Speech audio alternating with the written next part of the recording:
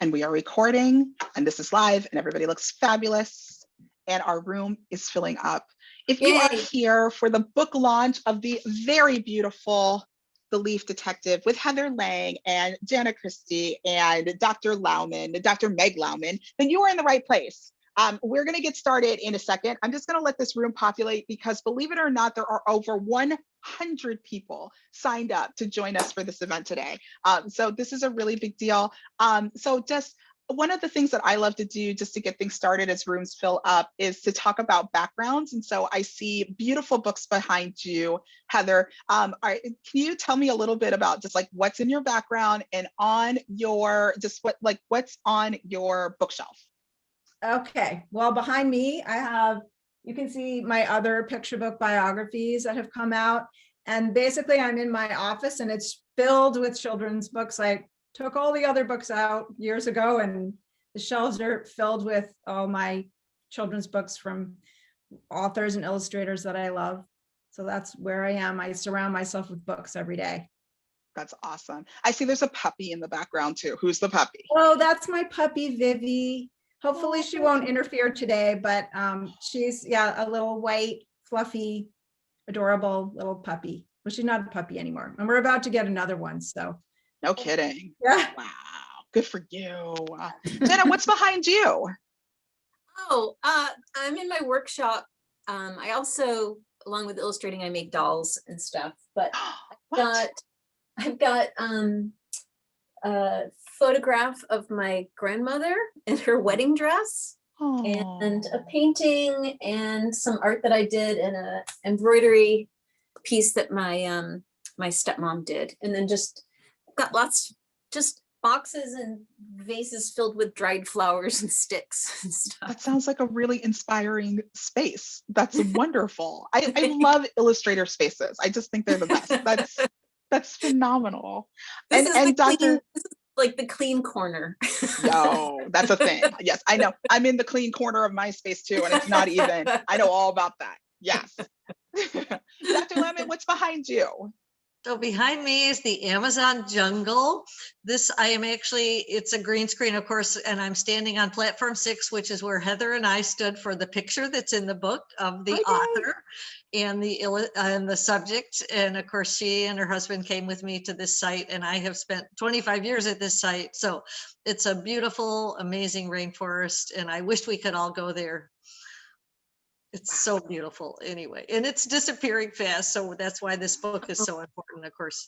And I do have a puppy under my feet, so I hope he behaves because he's only 9 weeks old. But like Heather, we just have to do what we do in this COVID, don't we? Getting crazy new friends and things to do. Yes, and it's Zoom, so we can't expect the puppies to all behave. And it's totally okay if there's a bark or two. It just means that there's life in the background. That's a good and joyful thing. I exiled my dog to another room because she will go crazy and disrupt everything. So hopefully we won't hear her in the distance.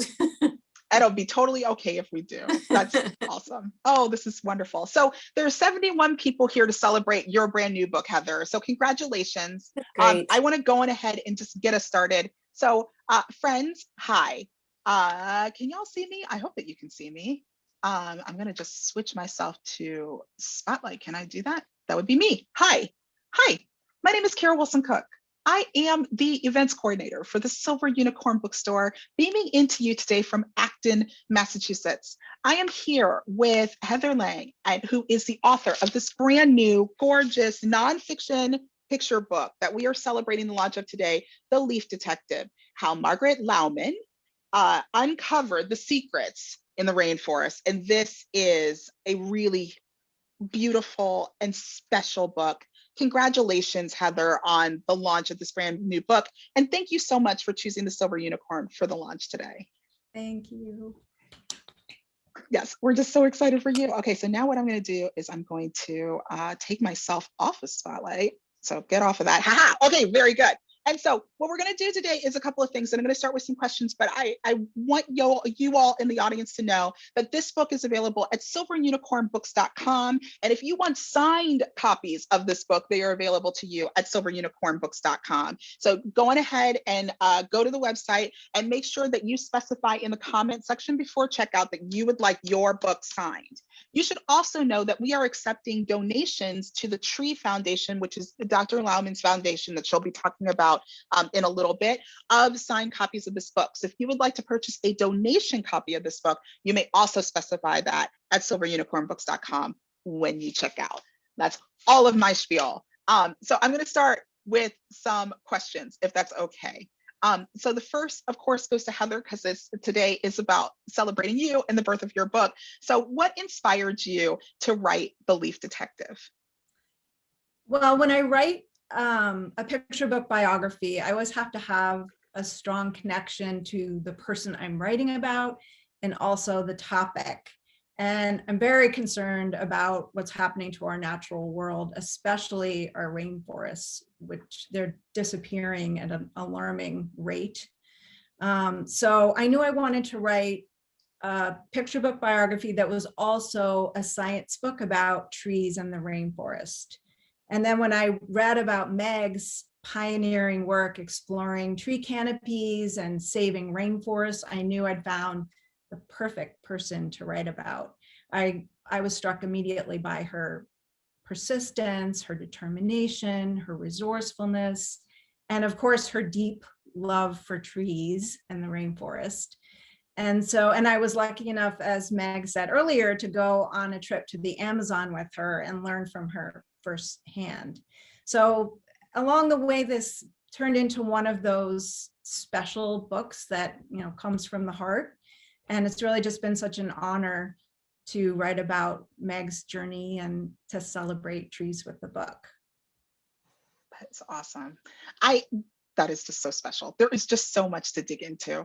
Our illustrator, so Jana Christy is the illustrator of this book. And my question for you is, what did you think when you read the manuscript for The Leaf Detective? And why did you say yes to illustrating this book? It was a dream assignment for me. I've been waiting. I've been an illustrator for about 20 years, and I've done many books that I really love and I've been attached to. But I have been wanting to do a book about the natural world for years and years and years. So when this came to me, I literally jumped and screamed.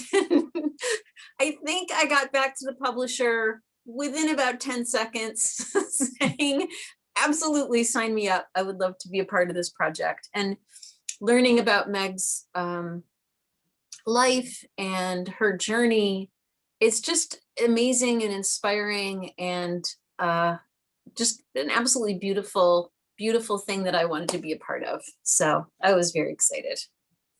That's awesome. This is so special. This is the best. Yeah, this is the best. And Dr. Lowman, Meg Lowman, the Meg Lowman. This is such a big deal to have, the subject of the book with us during the launch. Thank you so much for joining us. What messages are you hoping that young readers will come away with from your story? Oh, sure. Well, thanks to Heather and Jana, I think messages can come away. It is such a fabulous book. I'm just overwhelmed and humbled. The messages I hope to give to kids would be, one, that girls or boys can do anything they dream of doing, even if they come from a small town, even if they don't have some huge advantages along the way, that you just need to dream and do. And number two, that our rainforests are in peril. We need to really work on that. And number three, there is so much to explore. Rainforest Canopies is one where there is just so much left to do, and probably the kids of tomorrow will find new arenas of discovery, and it will be fun to see how this book might give them that kind of toolkit to think about it. This is phenomenal. This is so great. I know that y'all have so much more to talk about. I will disappear in a second. I just want to remind the audience that this is a Zoom webinar for your safety and for ours. However, if you have questions for any of this special team who created this special, awesome book. Please drop them into the Q&A, which should be available to you. You can do that anytime, and I will be back toward the end of our hour to help facilitate those questions. In the meantime, just congratulations again and again to all three of you for this wonderful, beautiful book. And this is going to be such a special event, and we're just so excited for you. Congratulations on this launch. Thank you. Thank you. All right, I'm going to disappear now. Have fun, y'all. All right. On that note, I think we're going to start by reading the book.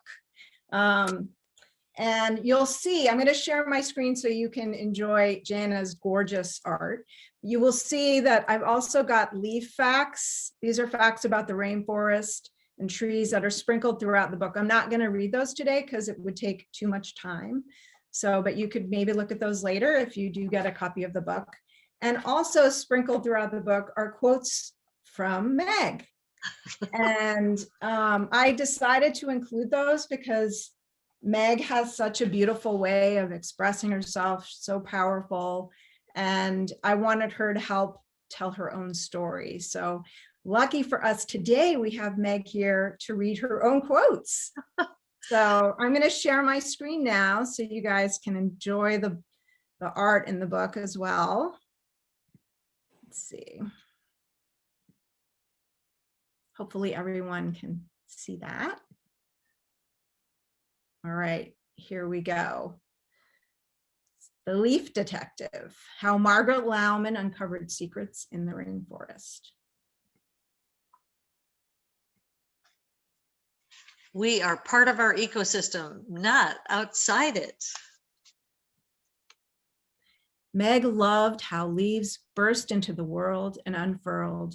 She admired their different shapes, colors, and textures.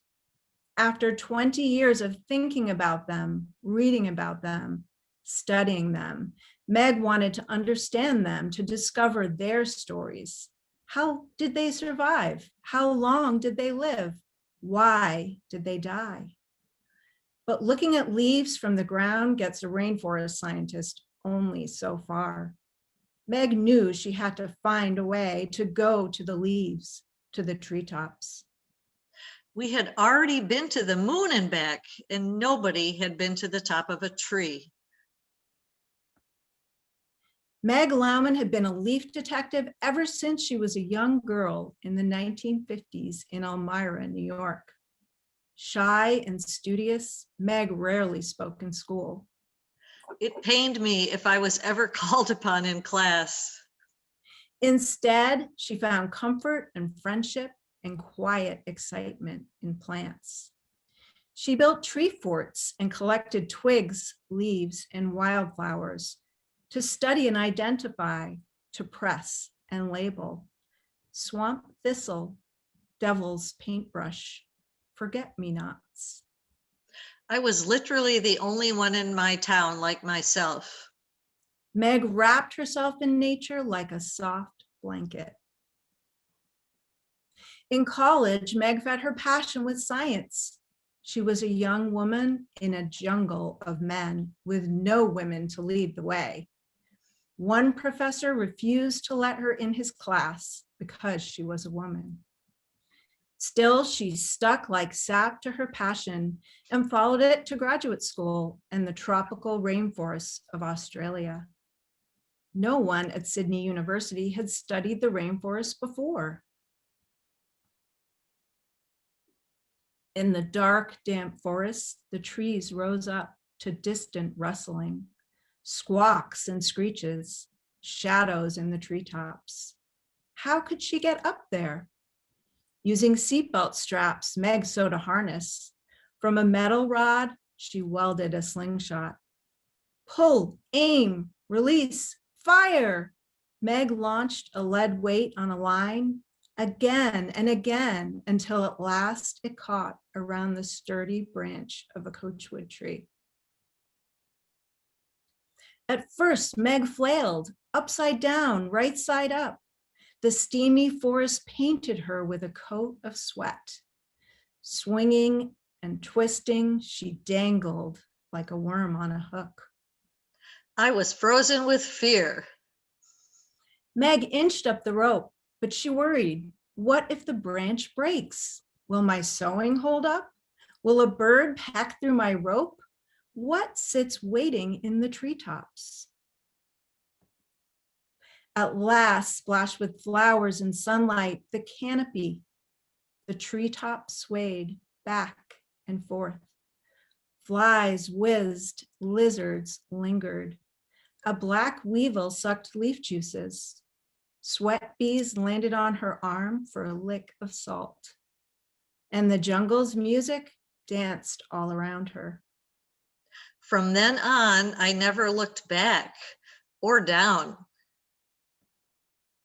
To Meg, it was a secret world with brilliant parrots and sleepy koalas, slithering pythons and busy ants, and leaves, lovely leaves, large and small, shiny and prickly, tender and tough.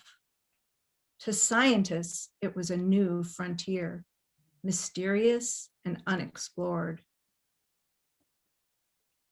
Many people in Australia didn't understand Meg.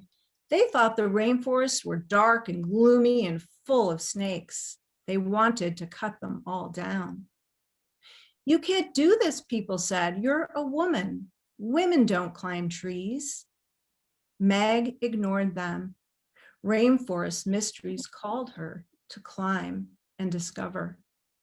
She climbed the red cedar, the Antarctic beech, the sassafras. She explored the stinging tree. It defended itself. Its pincushion leaves tore at her skin, and chemical hairs injected poisons with a fiery sting.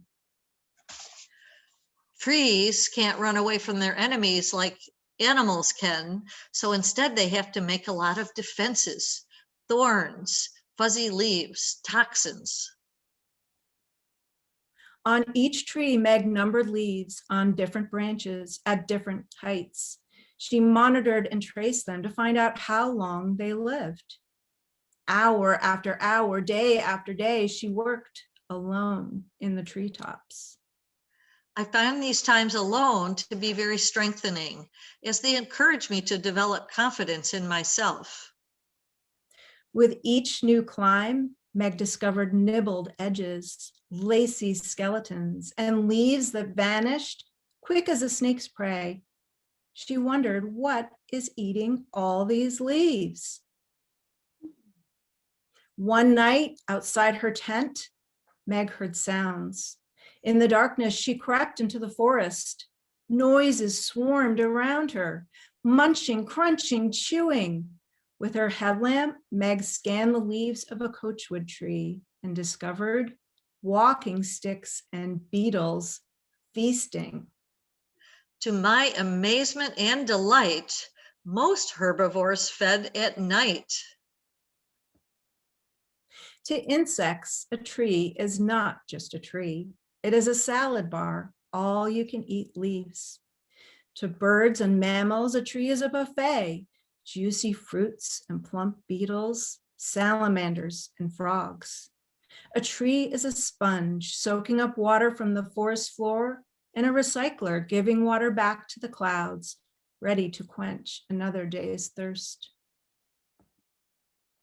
Meg tried to climb at night, but dangling from a rope studying leaves is difficult and dangerous in a dark forest with deadly snakes and spiders and ravenous biting ants. She had to find a better way. She brainstormed with other scientists. She thought and imagined. What if I fly up in a balloon? Or work from the edges of hillsides? Or train a monkey? Then one night at one of her research sites, she and a friend had a brilliant idea. A trail through the treetops made with ladders instead of ropes. They sketched the plan on a napkin. Meg helped invent the world's first canopy walkway. Now she could research day and night, in good weather and stormy, alone and with others. Meg loved to give tours on the canopy walkway. Now Australian people wanted to visit their rainforest. Meg returned to the United States and designed more walkways. She experimented with other ways to explore forest canopies. In Cameroon, Africa, she joined a team of scientists who launched a hot air balloon that placed a raft on the treetops. Meg couldn't wait to stand on top of the canopy. She had never been there before.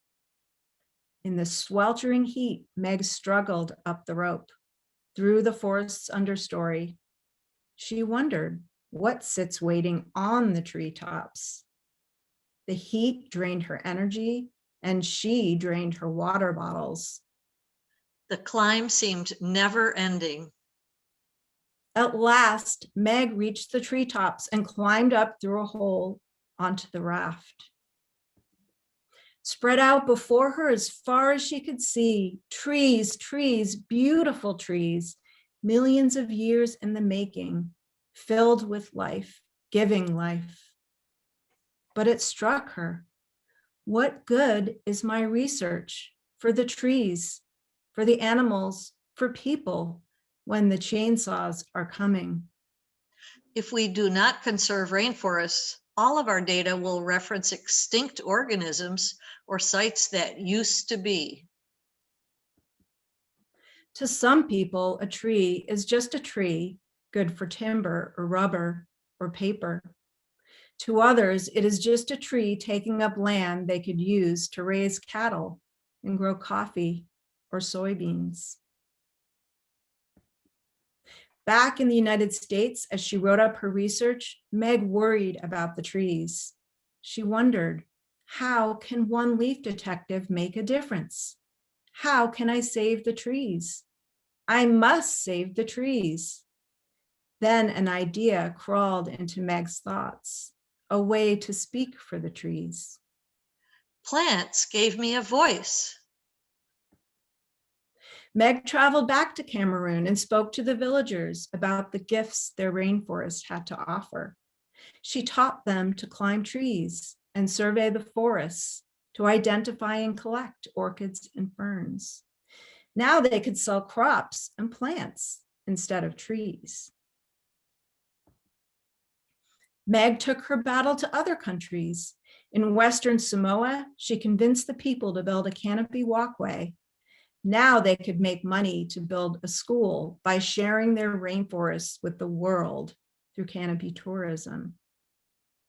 In Ethiopia, Meg persuaded the people to gather rocks from their fields and build stone walls to protect their last lonely patches of trees.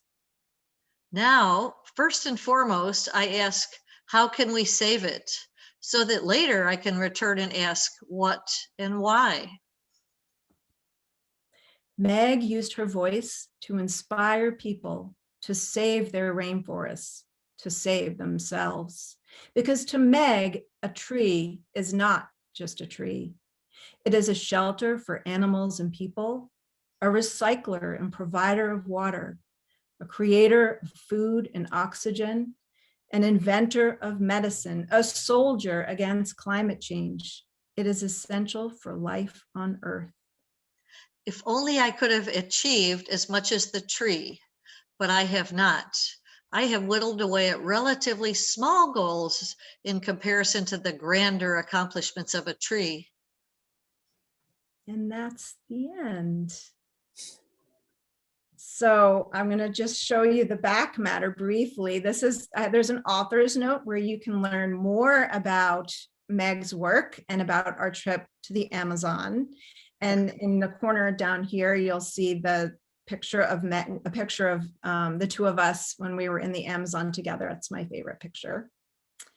And then there's this amazing spread. I don't know how Jana did it, but it's a cross section of the rainforest with labeled animals and plants. And also it shares what the different, each layer and what each layer does and how they all work together in the rainforest. And that's it. So That was so fun, Meg, reading that with you. Great. I loved it. So We'll cool. have to go on the road and do all the kindergartens around the country. It was really neat. And I wanted to ask you just a few questions I thought people might be interested in. When I was researching the book, one of the things that really struck me was how plants shaped you and trees shaped you, and how you evolved from this quiet, nature-loving child without a single female mentor. So I thought maybe you could talk a little bit about that. Sure. I just did love plants, and I think a lot of that had to do with being shy in a rural town. It was always wonderful to go into the woods and collect wildflowers or climb trees with a couple of my girlfriends that were patient with me. In retrospect, I think more outgoing people probably study primates or dolphins, and they're much more charismatic. So in some ways, I probably picked a hard thing to market and try to fundraise for. But on the other hand, trees are that absolute brick and pillar of all ecosystems and all life on Earth. So I do think plants are important, and it is great to try to make a voice for plants and try to figure out ways to make plants the most exciting group of critters on the earth. And I'm still trying to work that one out, but your book will help a lot, I think. I loved some of the stories you told about how you were shy, and how when you were in graduate school, you had to force yourself to speak in public, and look at you now. Do you want to share one of those stories? Sure. I did mention to you, I guess, that when I started graduate school at Duke University, I literally used to throw up in the girls' room before I had to give a presentation. One professor required us to give these pretty major oral reports, and it just horrified me. And so I always was that person that did not raise my hand volunteering for anything like that. At the end of the day, I finally taught ecology in Sydney for blue collar workers. I went in and did this kind of night school thing for factory workers, and I taught over and over and over till I wasn't scared out of my wits to walk into that classroom. And of course, the people were wonderful and so nice and friendly, but it just took me a long time to overcome that fear of the public eye. But it's just such a good lesson. It just shows you how, for all of us, I think, practice, yes, right? You just have to keep working at it and practicing. Absolutely true. Can you also talk a little bit about your research toolkit? Sure. It is crazy. I tell students that I probably spent 50% of my time developing the tools for Canopy Science because it was so new. And then the other 50% of the time actually doing the research, which is quite different from most sciences where a lot of the tools have already been developed even hundreds of years ago in some cases, such as, microscopes or the periodic table or something like that. So it's been fun for the most part, though, thinking of these ways to get into trees. And I really did want to train a monkey at the beginning, but unfortunately they weren't native to Australia. So my advisor forbid me to import them. The canopy walkway was fun. The hot air balloon was totally the most fun. And the other one, if we had about $1 million in a budget, which we rarely did, was a construction crane, and about 10 of those exist around the world now. But that is a big limitation to field biology, is the fact that the budgets are relatively small compared to perhaps physics or outer space exploration, and we're still struggling to make rainforests a priority for government budgets and scientific budgets because the need is becoming more and more critical. And I loved the slingshot story. When you told it to me the first time, I was like, you want to talk about that? Sure. It's so simple, isn't it? A little slingshot, and I did have to make my first one. They were essentially illegal in Australia, which was quite hilarious because you could buy a shotgun just about anywhere, it seemed, at least out in the rural parts of the country. But when I did get finally an official and real slingshot, one that I didn't make myself, I had to get a permit for it from the police and keep it in a locked drawer, which was quite hilarious. But it was fabulous. It made me very popular with all the male graduate students, who were very much, of course, in the majority. So that was kind of fun. People suddenly wanted to come on my field trips and help me out because they wanted to work my slingshot. That's great. Well, do you have any show and tell for us? I do. I actually have one of the real, like, these are the slingshots you buy in hunting outfitters in America. This was the one that got mailed to me that caused me so much trouble because I then had to go and get a permit. It was so much better though than the one I made myself. So it's really fantastic and I love it, of course. I do have, just as a safety precaution for kids, but climbing is like bicycling. It is a sport. So if you do technical climbing, you need a harness and safety gear, which is really important. I have this cute little harness, which is what my boys wore when they were pretty little, age say 6 and 7. I think they got their first harnesses to come to work with mom. They kind of had to because I was a single parent. So anyway, it's always fun to see. And these, of course, are much better than the ones I made myself in Australia. This has a beautiful little kind of cushion for your butt on the back. So nowadays you can get fabulous harnesses if you are so interested in getting some tree gear. And I loved your food piece of the research toolkit, the one thing you couldn't go without. Oh, that's true. And I don't have any now. I've eaten them all, I think, in the house. Oreo cookies saved my life so many times. Two reasons.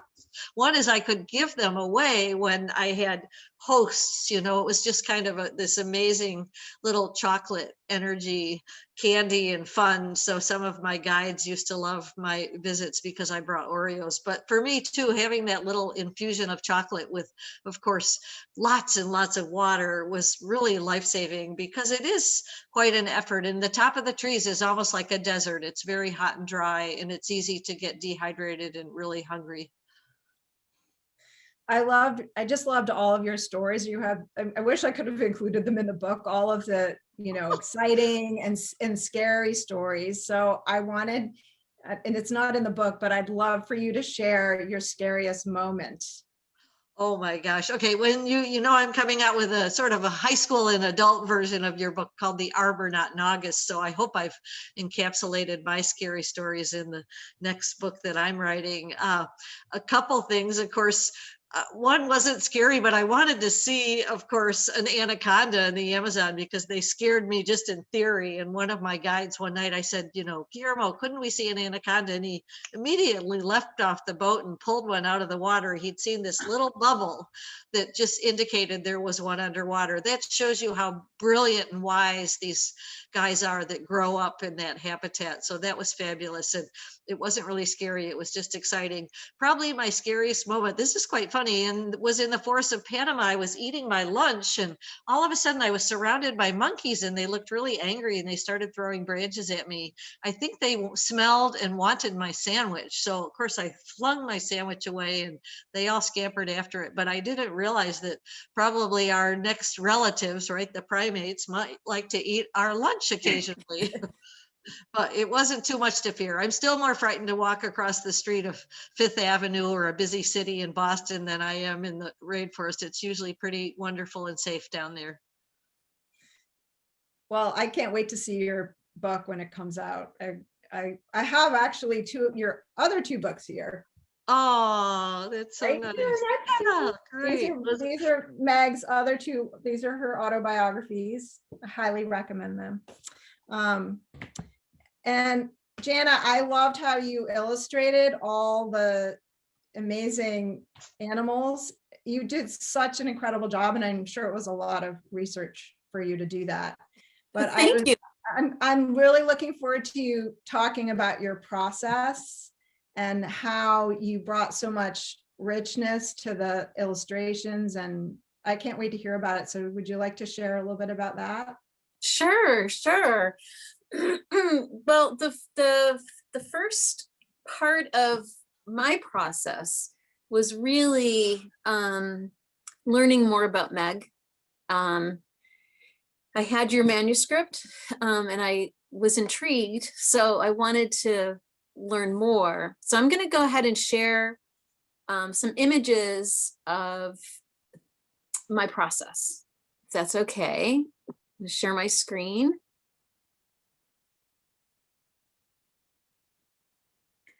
Give me 1 second.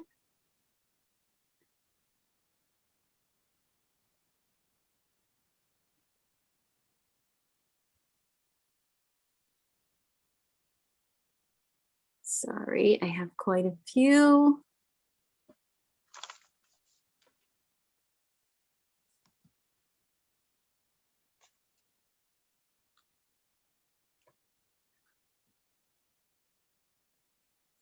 All right, I'm gonna go here. So the first part of my process is after I did some reading about Meg, I go back to the manuscript and just start playing around with the actual text and laying it out. And this is a sample selection of a 2-page spread from the book. And I have a rough idea of where I think the text will be. And so that's what that looks like. And then I start doing some very, very rough sketches, just little thumbnails of where I think things will be placed. And I start sort of working through how I think the story will flow with the pictures. So for instance, this picture, I was thinking maybe Meg's words would be in word balloons. I ended up not liking that, but so this is the process of how I work all these things out. Then the next step is I started doing some very rough sketches with color. These were just meant for me, just sort of playing around and kind of getting the look of the book. Then the next process was actually working up a sketch for everyone to take a look at and approve. And this is when I started doing the research about the animals that actually live in the canopy and the region that the story is taking place in. So this is in Australia. So that was really fun. I had a lot of fun reading about everything that lives way up in the trees. Things I had no idea made their home there. And that was fascinating. I ended up flipping the page. I wanted the text to be on the left side and Meg to be on the right. And then I started slowly adding color, some background color for this page, and adding other elements. Now I've got Meg and I've got some animals and I've got some berries and some flowers. And now we're getting close to the end. I'm just adding some more elements, some more leaves. And then this is what the end result is. The final stage of the illustration with all of the leaves, all of the animals, Meg and her tree, and some light streaming through the canopy. So exciting. That is my favorite illustration. I think I was looking through the book to pick my favorite. Mm-hmm. So I can print it out and put it on my wall. And I think that one might be my favorite. How about you, Meg? Did you have a favorite? Oh gosh, I know I had so much trouble picking a favorite, but I have to say, I'm going to cheat a little bit and pick two things, but I love the cover because I think that simple magnifying glass and the binoculars give this sense of a scientist and a curiosity. And of course, with all the birds and cool things that you can spend ages finding is very cool.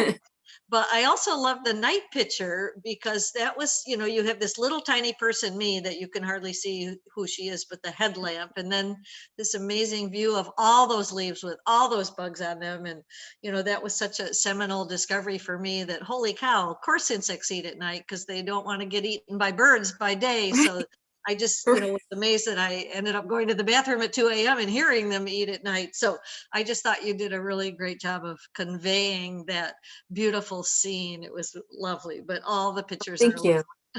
Thank you. Thank you. This one. I love this one. I do too. There's my pet tarantula. I know. Harriet, darling Harriet. My boys will be so thrilled to see that. I know. That's the level of detail which I love that you put that in there. Meg's pet tarantula. That's great. Thank you.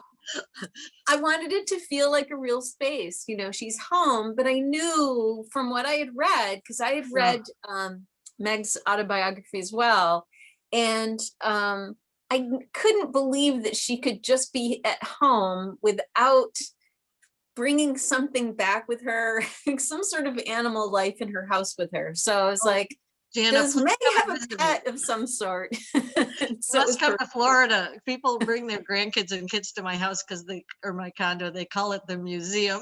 I All love of that. my archives. I love that. I love that. Great.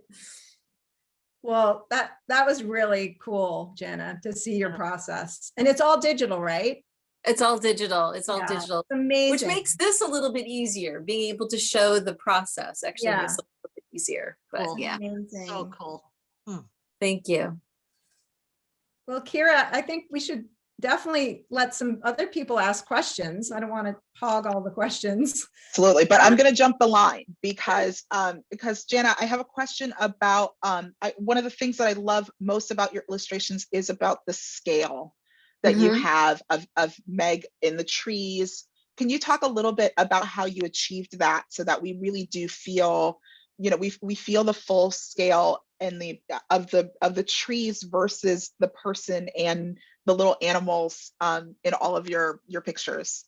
That's such a good illustrations. That's such a good question. That's something I worked out early in the thumbnail stage of my illustrations. Because it's a biography of Meg, I wanted, it seemed, the first thought is Meg front and center of every illustration, and it was like, I can't do that. It's Meg's story, but I have to be almost seeing through her eyes and figuring out how to show that scale. So, basically playing around with angles, how we're looking at the forest, how we're experiencing things. So we can, there are a lot of basically the camera, the eye is behind Meg, which doesn't seem an obvious way to do a biography, but was really necessary to be able to show the scale and to show the subject, which is, also the story. Thank you for that. Thank you for letting me jump the line. Yeah, that was the big thing that I noticed. I loved that so much. Thank you. I wanted to ask Heather, I noticed that you are donating the royalties of your book to the Tree Foundation. Can you explain what the foundation is and what projects you are working on now? Go ahead, Meg, I'll let you take that one. Sounds good, Heather. Thank you so much. So Tree Foundation is 20 years old. We founded it in the year 2000 to actually build a canopy walkway in Florida where kids had never seen anything because it's so flat. They'd never seen the top of a tree. They'd never seen a view be above the horizon. And we then funded all the kids in the school districts to go out on field trips to nature, which is another thing that kids weren't doing in public schools. So it evolved to be a foundation that fosters canopy projects and education of kids, especially girls. So now we distribute books, especially to girls in science. We do a lot of Zoom programs during COVID for kids around the country. And we basically are starting a new project I'm totally excited about called Mission Green, where we're going to be building canopy walkways with the help of some of the world's most famous scientists in the most highly biodiverse forests. Madagascar, Mozambique, India, Malaysia, there are about 10 forests that are at the top of our list, thanks to the world's most famous biodiversity scientist, Professor Ed Wilson, who I might add added the back cover comment for Heather's book, along with our wonderful friend Jane Goodall, who's the primate expert. So she got fabulous reviews, and that was really exciting. So with Ed Wilson's help and a very, small group of pretty well-known scientists, I've been able to earmark these forests, and we're fundraising now to build these walkways, get women and families locally to operate the ecotourism components of the walkways so they won't be tempted to log their trees for short-term income. They'll be much happier with a sustainable income over many, many years of tourism. And then we hope also to fund student scholarships to go and explore the canopy, because we also know that nothing has been discovered in any of those countries as far as their treetops. So it's a little bit ambitious, but we have to do it. Someone's got to do it. And of course we need to do it in 10 years. And Heather's become a big fan fan of saving the forest because of her own exploration in the Amazon. So I'm totally grateful to her taking part of the proceeds to help with that cause. We're pretty excited. We just got the green light, Heather, from the National Parks of Madagascar and the U.S. Embassy there to design the walkway in Madagascar, and that needs to happen quickly. 95% of their forests are gone, and it's the only home to lemurs, which are the cutest little things on the planet. So we might have to get you to Madagascar, Heather. It's on my list, actually.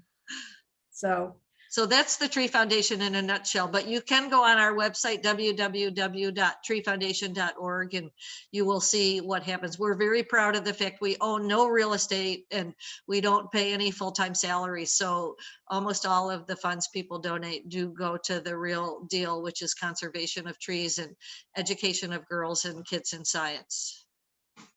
Wow. Thank you for telling us all about that. And thank you for that. Thank you for your work. It's just so urgent. And thank you for reiterating that urgency for us over and over. We need to hear that over and over and over again. There are so many questions here, so I'm going to dive in. And if you have any lingering questions, audience, like this is the time as we get going here. And Karen asked a question that I also would like to know the answer to. What do the numbers on the leaves represent? That was talked about kind of in the beginning of the book. And can you tell us more about what that was all about? Sure. So because I was returning every month to look at every branch that I wanted to measure and monitor the health, I started at the bottom of the branch, leaf number 1, the top of the branch, say leaf number 10. So then next year when the bud expands again, I'd have leaves number 11, 12, 13, 14. So that allowed me to make data sheets and analyze the data over time, because I would have leaf number 1 in tree number 1 and height number 3, and I'd be able to write it into a computer program so that I would know exactly how long each leaf lived. And I used very simple waterproof magic markers. I even had to do experiments in the beginning. This is highly anal and technical, as scientists often are, that I had to make sure that insects didn't want to eat the ink or weren't affected by the ink. So I had to do little experiments to make sure that it was a very random thing, that insects were not affected by the ink. So that was kind of my first step, but that helped me keep every leaf separate from each other, if that makes sense. This is so cool, knowing that they would, like, of course insects would want to eat the ink. Did you find some insects that wanted to eat the ink? No, or did you? Not at all. No. They want to eat the leaf. They didn't even know, I guess, that there was ink. But and again, it's scientifically, you can do these little experiments to see if something's random or purposeful. And fortunately it was random, because otherwise I wouldn't have been able to put the ink on. So that would have made my study a little bit, I'd have to have a big challenge. How could I recognize a leaf every time if I didn't number it? Anyway, fortunately I didn't have to think about that. That is super cool. This is the coolest. The next question is a really practical one, and one very much for 2021. Has COVID affected your travels? And when will you be able to go back into the field? Yeah, absolutely. Yes, it has. It allowed me to finish my book, The Arbornaut. So I'm excited, at least, that it gave me that time to really think it through. In fact, you can order the pre-copies on Amazon.com now. So I'm glad that that stayed to schedule.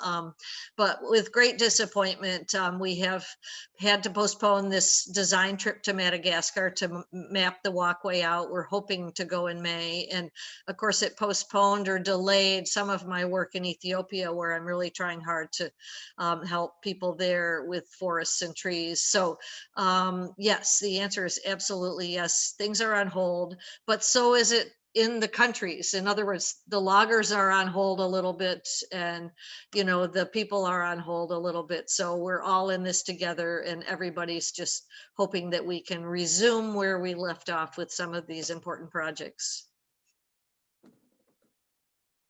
There are two questions here about just like about outside interest in the rainforest. So I'm going to kind of combine the two. So do you see that businesses are showing changed attitudes towards saving the rainforest simply as a timber resource? Like, is this some sort of like other weird thing going on? In Brazil and other rainforests, do farmers show any changed attitudes? Right.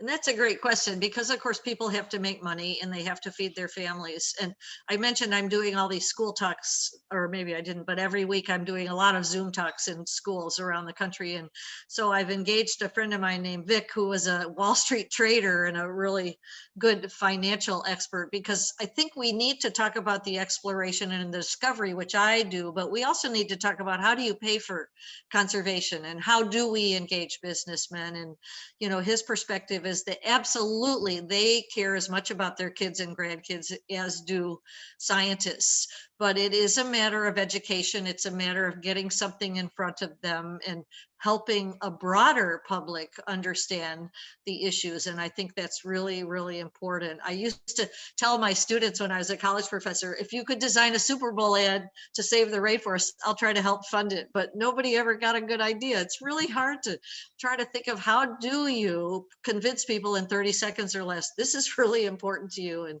it's still a challenge, but I do think we're doing a lot better. Let's face it, the fires and disasters that we've seen are not good, but they have given people a big wake-up call, and I sure hope they don't forget about it quickly. So then on that note, so Alistair writes, the musician Sting has long been a big proponent of saving the rainforest, using a celebrity for fundraisers and awareness. He is curious about what groups are driving the effort currently, and are there any governments that are helping to take lead? Well, if he could introduce me to Sting, I would be so delighted. And Leonard DiCaprio too. It's all about connections, and sometimes I think I should just move to Hollywood, although I couldn't afford to, because you do need to network with the people that can make a difference. I would love to have Heather and me get on it in Oprah's network or something like that, so that's a dream. But it is a matter of also, I think, seeking what I call diverse stakeholders. In other words, in Ethiopia, it's the priests who are the trusted leaders. And by my working with priests, I now have an amazing amount of trust with all the local communities, much more important than liaising with the government. And I think sometimes by throwing money at the governments of Brazil, we haven't really achieved much. So it's a real matter of finding out who is in the driver's seat. And sometimes it's quite different. Maybe engaging sports teams, who would it be that would have that ability to really get kids to listen, to get businesses to listen. And I think in a lot of cases, it's different in every country, in every situation too. Haha, I didn't unmute myself. Yes, this is amazing. I'm learning so much. This next question is for you, Heather. A lot of your audience would love to know how you got this gig. What inspired you to reach out to Dr. Lowman? Where did this kind of get started? And how did you make this happen? Well, every book is kind of different, but for this one, I started with the idea that, as I said, I'm passionate about our natural world and worried about what's happening to our rainforests. And so I started there. I decided I wanted to write a book that was a biography, but also a book about the rainforest. So it's more of a science book. And so I started with that and then just did a bunch of reading online at the library and then found Meg, and that was the end of it. I knew she was my woman. So I emailed her and luckily she responded. Actually, you'd be amazed, like almost anytime I email someone I want to write about them or I need their expertise, I almost always hear back. It's amazing. Scientists are so generous and they're always willing to help, especially with children's books.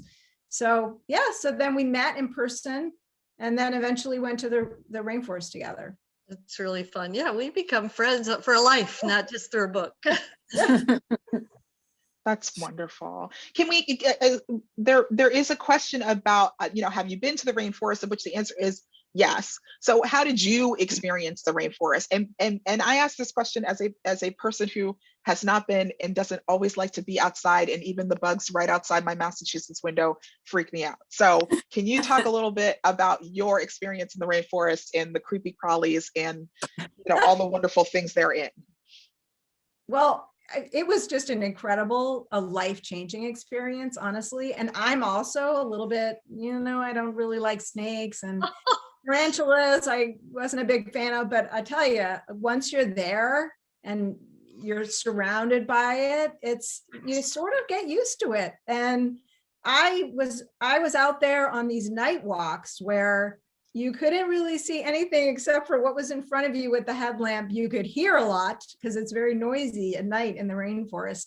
And as you're scanning around, you're seeing tarantulas coming out of holes and little, scorpions and snakes on leaves. And, it was an amazing experience. It was a little unnerving at first, but then I got used to it and was really able to appreciate.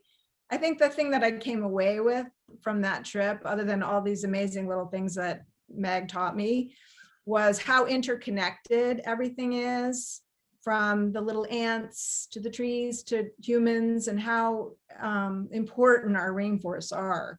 So I came away with just a much larger understanding of the rainforest and what the purpose and functions of trees are and how everything is interconnected. Jana, did you get the opportunity to go to the rainforest? And tarantulas coming out of trees is just, But yeah. Jana, did you get to go? I have been. I took a trip to Costa Rica. Unfortunately, not with Meg, but I got to experience a little bit of what that's like, and it is pretty amazing. It's pretty amazing. Giant crabs walking around the forest floor. That was the thing that creeped me out the most, I think. Oh. I was like, crabs in the forest? That's crazy. That's wonderful. So can we just talk about, again, I'm going to skip the line a little bit. So Dr. Lowman, is there something that goes bump in the night in the rainforest of which even you're like, no, thank you? Like there has to be one thing, right? There's many more things in Boston, if that's where you live, or New York City, I'm sure that would scare the dickens out of me. Mostly it's fabulous. And of course, over time, I learned to recognize everything from a howler monkey to an owl calling to maybe if you're lucky, a jaguar roaring or something even bigger in some of the forests in Asia, like an elephant. So it's all pretty good. The only thing might be if you have a few of the locals that have had too much of their homegrown rum or something. But let's face it, you have that in the streets of the city too. So I find the sounds of the jungle fantastic. There's no better way to go to sleep than surround sound frogs and birds and insects chewing leaves. Cool. This is great. This is so great. I'm still thinking about tarantulas in the hole. No. No, let alone in the house. Not even going to talk about that. Okay. More questions. This is a question for you, Jana. It's about the accuracy of your illustrations. Were you able to consult with Dr. Lowman? Was there ever any questions about what went into something, and if you got it right, or was it completely on your own? How was that part of your process? Well, I received very specific art direction, not with specific like insects and animals to include. So that I did the research on my own. And then when I submitted sketches to the publisher and who shared them with Heather and Meg, that's when I got feedback of, yes, these things do actually live in the place that you're depicting or not. I think for the most part, I think I got them right. I think there may have been like one or two that I needed to change, but the research was just like a real joy to do, to be able to take that time and just be reading endlessly, and knew that I had to do this. This was my job. Don't disturb. She did a great job. I'm going to interrupt her and say, for example, the giant stingy tree leaves have the right kind of holes and they have the right kind of beetle on them, and the coachwood bark is the right color. So it was fantastic. Good. So I can't believe it, but this hour we're up at this hour. But if it's okay, if everybody can just stay for a couple more minutes, can we ask a few more questions? Is that okay? Sure. Yeah. Okay, brilliant. So there's someone in the audience who has a question about motherhood and about being a parent in the jungle. would you, I mean, that's a personal question, but I'm just going to put it No, out it's there good. because, you know, we're all women on this panel and doing really important work and also being moms. And I think that's really cool. Yeah. So if you're willing to, you know, what is that Yeah. like? It's huge. And that's partly why I wrote this book that's coming out called The Arbornaut, to just really lay it on the line. Because obviously that was a huge hurdle for most of my life, working in a male dominated field and doing things that were a little bit physically rigorous and maybe scary at times. And my two boys were great sports. I owe so much to them for being willing experiments and actually helpful. And a lot of times they saw the bugs before I did because they had better eyes at their age. So there were a lot of things. It was always for me the logistics of kid packing and kid organization plus research packing and research organization, which none of my male counterparts ever had. So yes, it's a huge deal. And it's something that all women need to think about if they ever intend to juggle career and family, or men. In some cases these days, maybe more men will be willing to do half of that juggling. But I did, you know, spend some additional time talking about that in my own book, something that probably Heather doesn't intend for 5-year-olds or 10-year-olds to be worried about that too early in life. But it's, whoever asked that question is very perceptive, because it definitely was an issue for me. Huge. Wow, this is so important and amazing. Okay, just maybe two more questions. The first is, there was a mention earlier that you ended up teaching blue collar workers for a little while. Was that in an effort of outreach or simply just a community class? And was there a lot of interest? Yes, it was a community class for Sydney. That, you know, there was a tech college or a community college, and they were always asking graduate students to teach classes. And so I did it, because I could get a little additional income to pay for things, because graduate students are always poor, let's face it. And B, I really did value that experience with those, getting in front of an audience and trying my best to overcome my own shyness. And it helped me, let's face it, become a teacher and an educator at the same time. So it was a really great experience. I'm happy that I invested the time and energy to do that. Okay, and then the last question, and there's so many, and I'm sorry we're not going to get to everything, everyone. But the last question I want to ask, and I think that it can go for all of y'all, is, you know, aside of course from reading this book, do you have advice for parents to foster a sense of love and wonder about the natural world in young children? Well, absolutely. I guess I have to say it, having been there, done that, and I'm sure the other two will agree. But I do think it's one of the most important things we can do. And maybe COVID has helped that a little bit, because parents have done bird feeders, or maybe they've watched leaves grow in the backyard because they couldn't do anything else. And if they haven't, start tomorrow, mom and dad, because I think there are so many things. Kids can look in a sidewalk crack and find something wonderful to discover, and they don't really need to go to the rainforest canopy. And I see something on your window right now behind you, Kira, and it seems like it's crawling around. Oh no, it's your fish in your tank. But I'm seeing nature in your background. I'm so excited to discover it.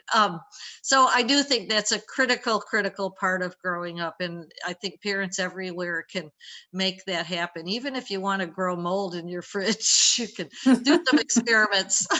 So I'll pass it on to Heather and Jana to follow up. No, I totally agree. And I think I guess I was lucky when my kids were younger. It was before cell phones, and so they couldn't wait to be outside. It wasn't like I had to make a point of it. They spent tons of time outside all year round, and we did lots of projects, and we traveled too a little bit, but mostly it was just in your backyard, or going up the street, or going down to the park, or, you know, going for a walk in the woods. And so I think now today parents have to be much more purposeful about it. I think they really do have to make that conscious choice, because there's so many temptations that weren't there when my kids were young, with, you know, with electronics and cell phones and other things. So I think it does have to be a more purposeful decision. Yeah, I agree. And I had the same situation. We raised our sons really before cell phones, and it was just getting out, and I think every child is naturally curious. So foster that curiosity and, figure they're going to have questions about where do bees go in winter, and, what is eating that tree and why, and find out. It's so easy to find out answers, and it always feels like, and I think my sons are 25 and we're still doing that and trying to figure it all out and make our backyard more of a wildlife habitat. So yeah, it's easy to answer the questions now. So just foster the curiosity and the creativity, I think. And books are a great place to start too. Yes, definitely. Always. Definitely. Always. So, this has been a really amazing hour. It's been so special. It's been a fabulous launch. Any just final thoughts for your audience, of which there are 70 people here. It's just wild. So any other just like closing wonderful things you want to say before we go? I do. I want to say thank you to you, Kira, and to the Silver Unicorn. Like you guys have done such a great job organizing this. And the other thing I want to say is that writing children's books, all books probably, is really a team project. And I think you can see, there's 3 of us here that are part of the team, but there's so many more. And from my publisher, Boyds Mills and Kane is my publisher, all the folks there, my editor, Carolyn Yoder, my critique group, all those people who gave me feedback along the way and helped me work things out. My family who supported me when I was going crazy, so it really is a big team project and requires so much teamwork. And so I guess that's the last thing I wanted to leave on. I guess I'll just say what I always say when I sign off on my emails: enjoy nature. I think for everybody, take your kids to the Amazon, maybe instead of Disney World, even though I live in Florida. Buy them a nice book like The Leaf Detective, maybe instead of a new video game. But at the end of the day, my puppy just ate my stuffed water bear. Never mind. How he got on the counter and got all my little stuffed animals I was going to show. Never mind. But I do think it's important for, it's still up to parents to give their kids exposure before they are in control. So just do, and teachers too. And I take my head off to teachers during COVID because they have so many challenges. Good for you guys if you can share this book and others. Thanks so much, Heather. What a privilege to be part of Heather and Jana's world too.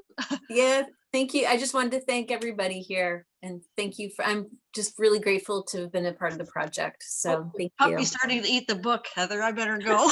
Oh no. Okay, well then I guess that this is the time to say goodbye. Listen, friends. Thank you so much, everyone. Thank you for coming. Thank you for choosing us for your launch. Friends, the silver unicorn, the Leaf Detective. There's the puppy. There's the good puppy. We've exceeded our patience. Yes, I'll take you for a walk. The Leaf Detective is available at the Silver Unicorn Books at silverunicornbooks.com or at an independent bookstore near you. Pick it up. But if you want signed copies, you need to come to our website.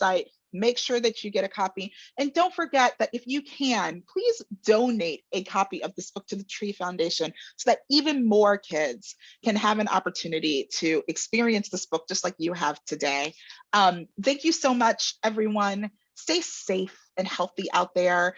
Tune in for our upcoming events. We're launching a brand new young adult book by acting author Nicole L'Esperance next week, next Tuesday at 7 p.m. So come see us for that and register on our website, silverunicornbooks.com. You can see the events menu or events page for all of our events. We've got events going on until June, y'all. So come see us again. Everyone stay safe in the COVID times, stay healthy, and take good care. And we'll see you again next time. Bye, y'all. Congratulations, Heather. Congratulations, y'all. You did a good job. Bye.